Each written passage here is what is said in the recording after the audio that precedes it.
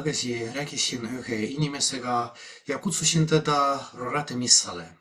Tema vastas mulle, kell 7, see on liiga vara tema jaoks. Kui missa oleks kell 8, siis ta võib-olla tuleks.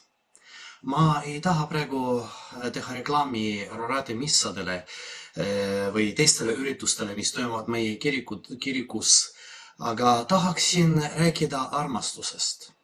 Kui ma armastan kedagi, siis ma peaaegu jooksen tema juurde, vaatamata sellele, et ma tahaksin magada, et ma olen väsinud, mul on võib-olla teised tegevused, ma armastan ja lihtsalt tahan olla selle inimesega.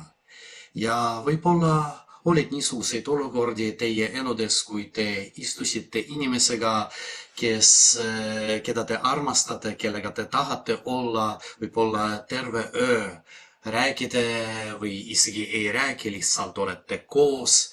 Ja väga tihti isegi ei vaata sellele, et homme on vaja minna tööle. Et on teised tegevused, te olete väsinud, te tahate magada. Ei, teie jaoks on väga tähtis olla koos selle inimesega. Te lihtsalt olete rõõmus, te olete õnnelikud ja midagi muud teil pole vaja.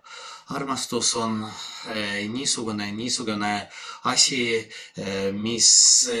millele me vaatame teiste silmadega maailmale, sellele, mis toimub meie ümber.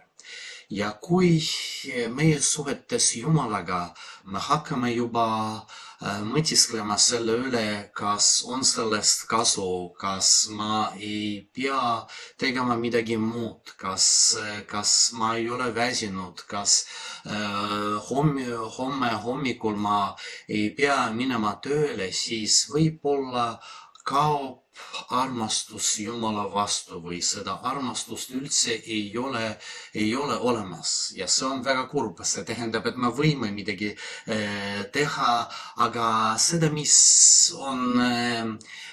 mida me peame tegema, niisugused raamid, reeglid ütlevad, mida me peame tegema, käima kirikus, palvetama, aga see on meie kohustus, ei ole mingit soovi midagi teha.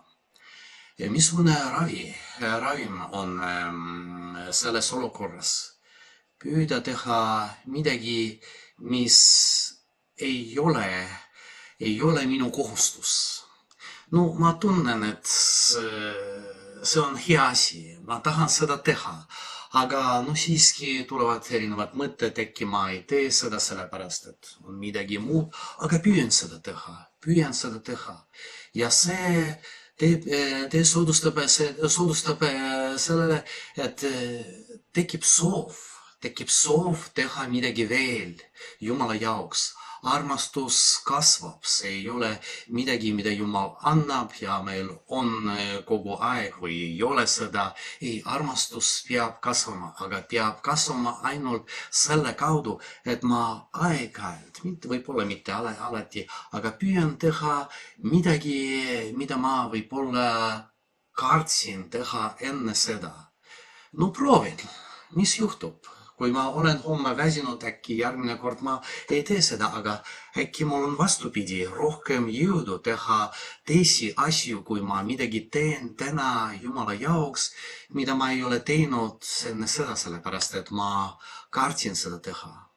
Need raamid, need palveraamid, nad eriti ei aita meid. Me peame proovima olla loomingulised, otsima seda, kuidas ma võin suhelda Jumalaga, nagu ma pean olema loominguline siis, kui ma suhtlen teiste inimestega.